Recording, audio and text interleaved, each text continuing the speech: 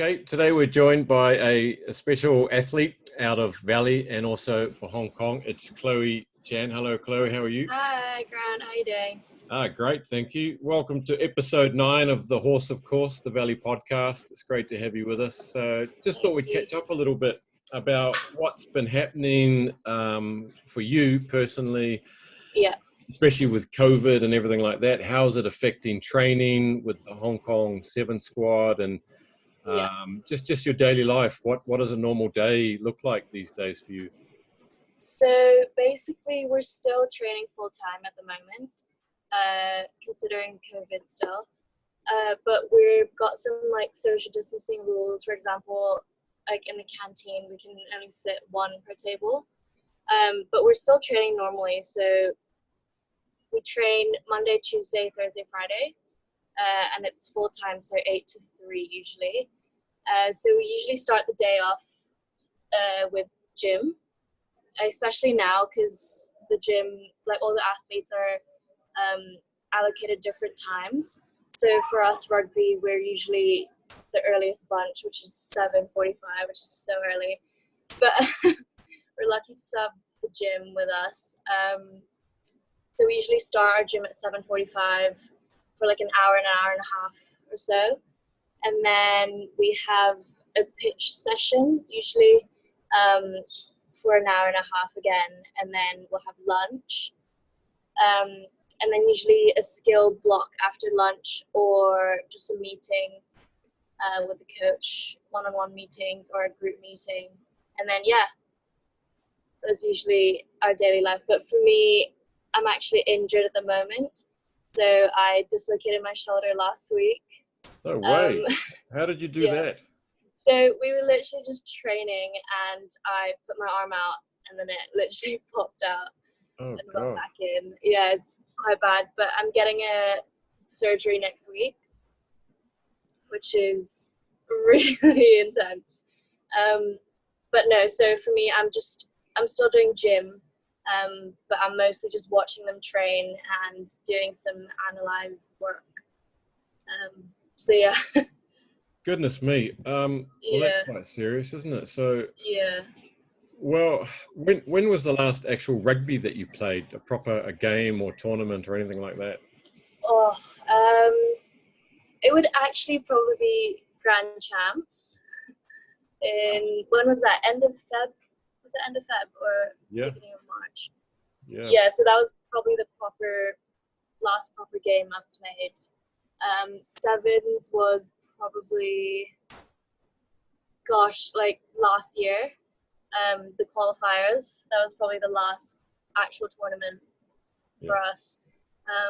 Such a shame, like all the tournaments have been cancelled and postponed. So we're just like treating this as a pre-season block to get ready for any tournaments next year, I guess.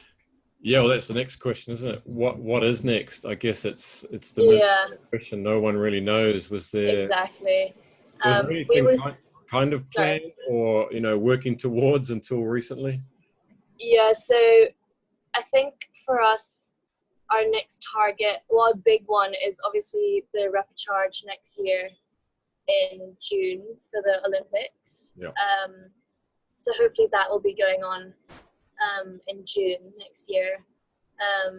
So we've got Asian series, but I think that's also postponed till next year now. So we don't really know. We've got the 15s World Cup qualifiers. I think they're saying November for that, but I don't know. Asia Rugby's postponing. They've postponed it recently again to possibly next year. So the November test window looks very unlikely. So how are you more of a specialist sevens player or 15s? So actually, I'm still in uni. So I go to uni in the UK, and this year I took a gap year to do full-time sevens. So I've just been doing full-time sevens and a bit of 15s. And I think I'm more of a sevens player just because I'm not as big as like some of the 15s players. But I think I like the game of sevens more as well. just because there's more space to run, and 15 is quite structural, which I also quite like. Like, I love playing club 15s. It's honestly like the best time. But yeah, I think I'm more of a sevens player, I think. And how have you found it in your gap year, being a full-time professional athlete? Did you ever imagine that you'd be a full-time athlete? No way. I loved it so much because, yeah, like, never imagined I could do this as a job. Honestly, the best job ever. You just get to train and do what you love. It was quite tough in the beginning, getting used to literally rugby every day, because I've never experienced that. But once you get used to it, it's honestly so much fun. Wow, that's great. And Yeah. so what are your rugby goals then? I mean, looking forward, if things ever get back on track, where do you see your rugby career going? So I'm actually going back to uni next year. Well, coming September, but honestly, with COVID, I think it's going to be online. But I think my goal is definitely the Olympic repertoire next year. Well, I first of all have to get my surgery and get rehab going. And hopefully I'll be back around March-ish next year. So the goal is to get as strong as possible from my rehab. And then, yeah, the Olympic repertoire and hopefully qualifying to go to the Olympics. That would be, like, amazing. Yeah, that would be amazing. And what are you studying in the UK? What's your line of action? I'm studying physiotherapy. Yeah.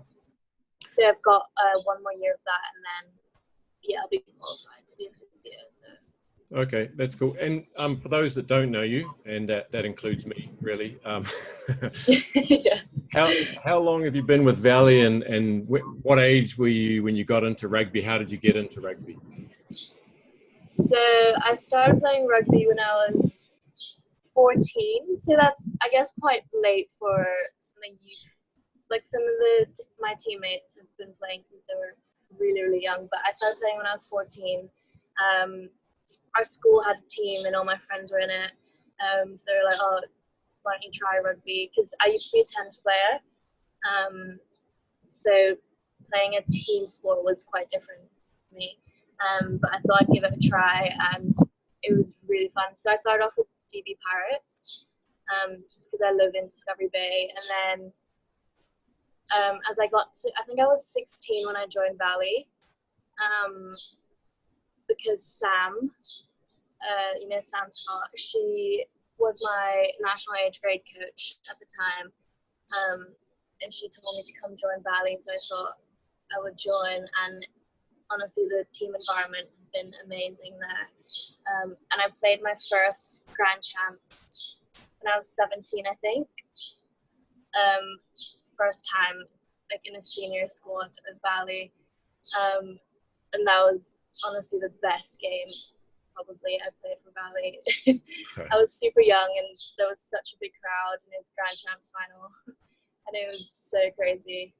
So yeah, after that, I've just been, when I went to uni, I kind of stopped playing for Valley because of the holidays. Like, when I came back, it was kind of the season over, but then I've started playing with them again this year. It's been so much fun. Yeah, and sort of, if you had to balance sort of national representation and club rugby, do you get enough club rugby, do you think, or you don't get enough? So I think usually we would, just because last year with the Olympic qualifiers, we didn't really join the first maybe quarter of the 15 season, just because we were training for the Olympic qualifiers. But no, after that, we've been going to club trainings, playing league games throughout the whole season pretty much. So no, I think I've played most of the games for Valley this season. And where are you now? Can you give us a little pan around to see? Yeah, sure. So I'm literally just at the pitch. It's very hot. I think it's like 33 degrees today.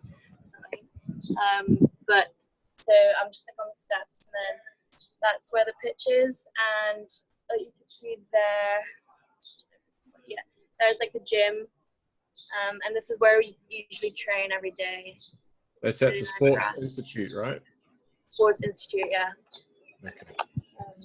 Well, that's awesome. I know you've got to get off and do your next whatever block or, you know, thousand press up challenge. It's great catching up with you, Chloe, and thank you so much. Good luck with the shoulder. And if there's no national rugby, well, hopefully see you back in black and red this season down at the Yes, for sure.